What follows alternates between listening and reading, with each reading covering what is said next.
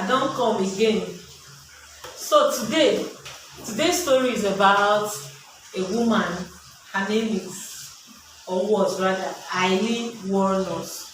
So AILEEN WUORNOS was born on February 29th, 1956. So now it's 1960 and January 1960, and AILEEN is barely 4 years old. So her mom gave birth to her at a very, very young age. She got married at a very tender age. So her mom takes AILEEN. AILEEN is the younger child. She's a mother of two. The elder one is a boy, Keith, that's his name. And then AILEEN is barely 4 years old. So the mom takes AILEEN and the brother to their grandparents' home, and then she dumps them.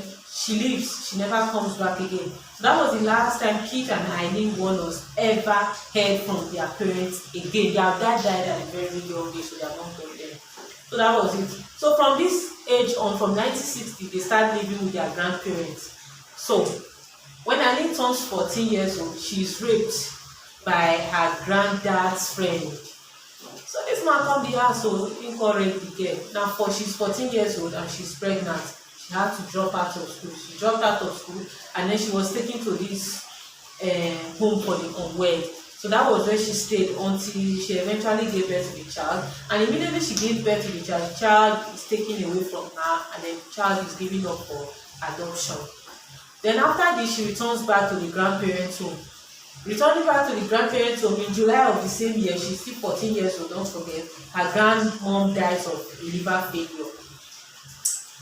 Now, a year later, she's 15 years now. Their granddad kicks the both of them out of the house.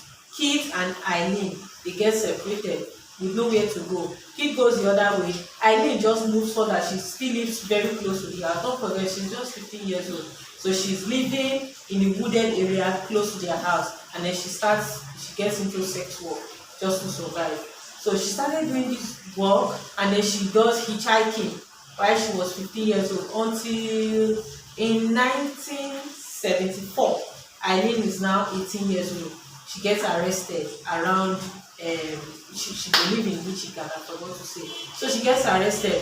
Reason being, she was driving under the influence, and secondly, she fired a gun from a moving vehicle. So she was arrested. Now after getting arrested, she was released. She was charged to court. Madam no gree appear for court, so she was charged for failure to appear in court, plus assault for security. She assaulted security officers. So now, so this babe come dey do bad, dey commit crime anyhow they go. Then when AILEEN in 1976, AILEEN is now 20 years old. Now when she's 20 years old, she meets this 69-year-old man. His name is Lewis Gatz, and this man is the vice president of the golf club. So she gets married to this man, and then within weeks of their marriage, she continues her criminal activities. She keeps getting into trouble at local bars. She's either fighting in a bar, or she's insulting security officers, assaulting people, or she even attacked her husband with his own cane. So after attacking him, this made the man to get a restraining order against her. So within weeks of their marriage, the marriage collapsed. Like they just got their divorce, everybody goes their own way. And then in the same year, 1976, her elder brother Keith died of esophageal cancer, as in cancer of the esophagus. So the brother dies. So the brother dies, and then he leaves her $10,000 as his life insurance. That was what she inherited from her brother. Within 2 months of inheriting this amount of money, AILEEN squandered everything, as nothing remained for the money again. So when she was asked later, she said she spent the money on paying fine. She was fined from law enforcement. She was fined, and then they found out only to find out that she was fined just $105. And then she said she got a vehicle from it. She got this vehicle, and in less than 2 months, she destroyed the vehicle. This babe na small agbero. And then in that 1976, as at 1976, she attempted to kill herself. She attempted to commit a suicide by shooting herself in the stomach. And then before she actually turned 20 years old, she had attempted, by 1978, at the age of 22, she attempted to kill herself like 6 times. 6 times she failed in the attempt to commit suicide. So after that, she continues her criminal activities. In the same 1978, she she was arrested again for throwing a cue ball at a bartender's head. She stole the bartender on his head with a cue ball, and then she was arrested. So after that again, she went to rob a shop, a local shop. She was arrested for robbing a shop. Ask me wetin this babe go rob till. Just $35 and 2 packets of cigarettes. And then she was prosecuted, and then she went to jail. She spent 1 year in jail. She was arrested in 1982, and then she was released in July 17, 1983. Now, immediately AILEEN gets out of cell, just few weeks after getting out of jail, she was arrested again for attempting to pass a fake check in the bank. So she was arrested. This was how she just kept getting into trouble. And then let's fast track to 1986. In 1986, AILEEN is 30 years old now, so she meets this 24-year-old man. Her name is Tyra. So she meets Tyra at a gay beach. Tyra is a maid at one of the hotels, and then so they fell in love. They decided to move in together. They started living with each other. In the same 1986, AILEEN accused a man that works at the beach, at that gay beach, of sexual assault. And then Tyra, we're going to be calling her Ty in this story now. Ty came out as an eyewitness. Now most times AILEEN will just get into trouble, and then Ty will come out to like act like a witness. So these people, let's just say they were like too strong, like they were a team. So AILEEN was getting into trouble, and Ty was always there to like get her out of trouble. And then AILEEN, in this relationship, she was a breadwinner. So she would go out for sex work, she would bring money. Later on, she later testified, she later said in court that she used to earn up to like $30 a day. And then it was said that Ty, who is the 24-year-old girlfriend, and was the one that was actually squandering the money. She was just spending, and he was working, yes, he dey work and go dey shop, that kind of thing. So that was how this their relationship continued. And then in 1988, AILEEN decided to upgrade her game a little bit. They get wetin I mean. So are you enjoying this story? Please subscribe. So in 1988, she decided to upgrade. She started killing people. Now, her very first victim was one Richard Mallory. Richard Mallory was a client of hers, based on the sex work thing now. So he was a client of hers.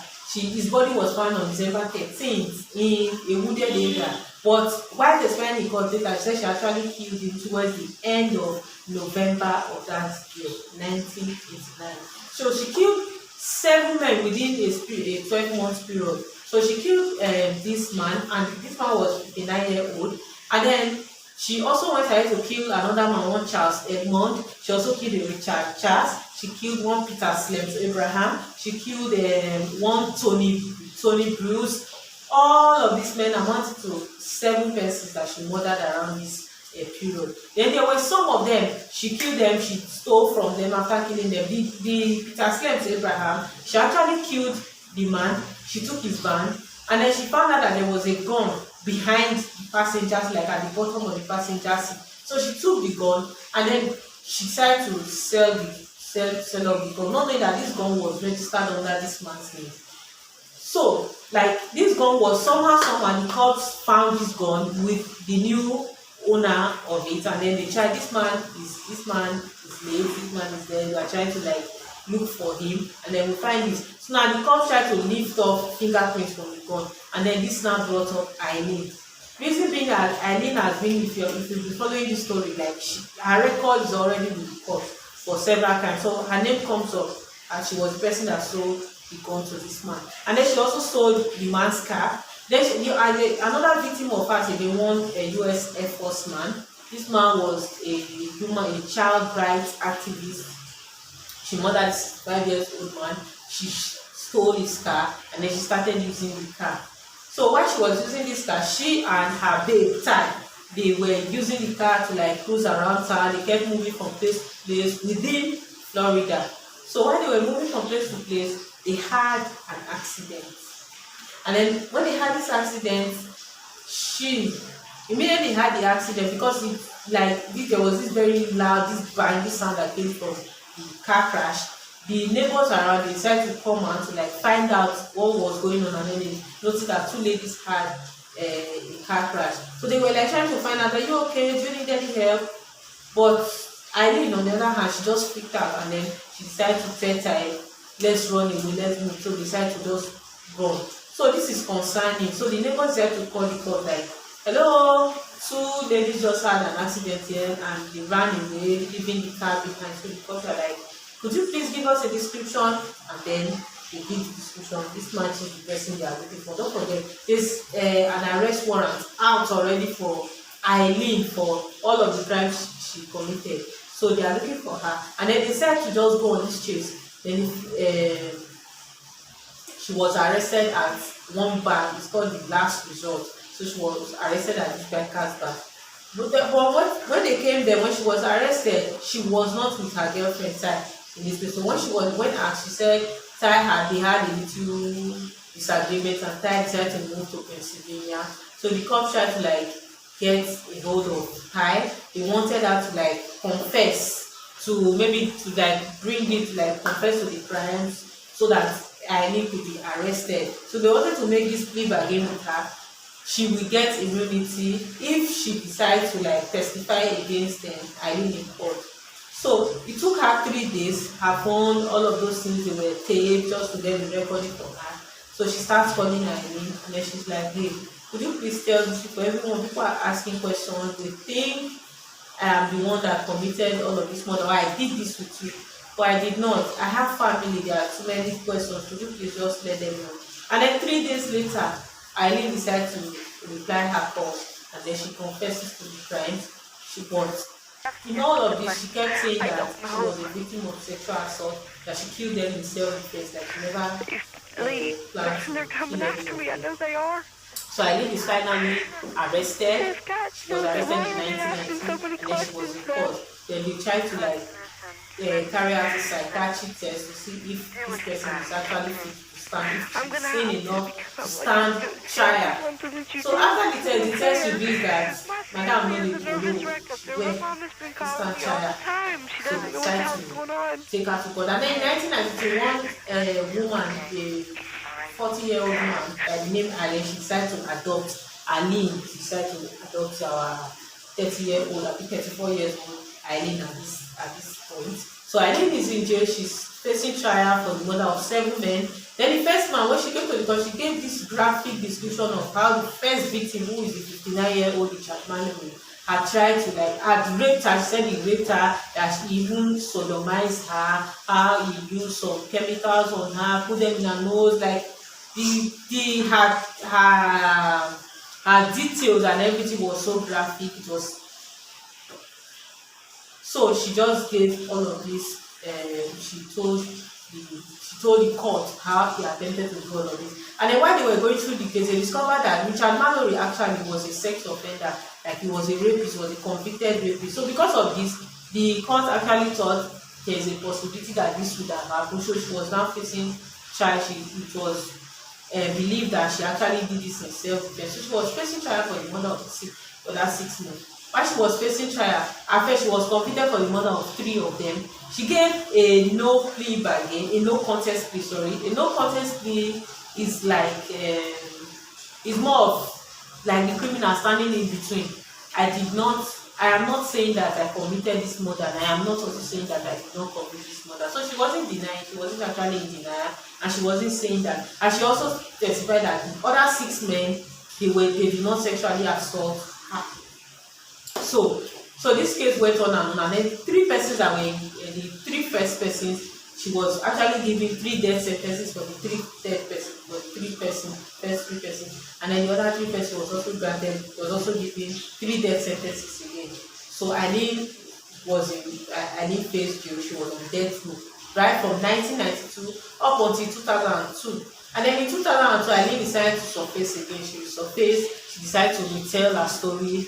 She said she did this because of the families of the victim. People that lost their loved ones and everything. I really think first people that lost their loved ones in 5 seconds. Because I have to put them in first on this whole thing. I'm really sorry for, them losing their loved ones, man. I know the feeling. And what about with Richard Mallory?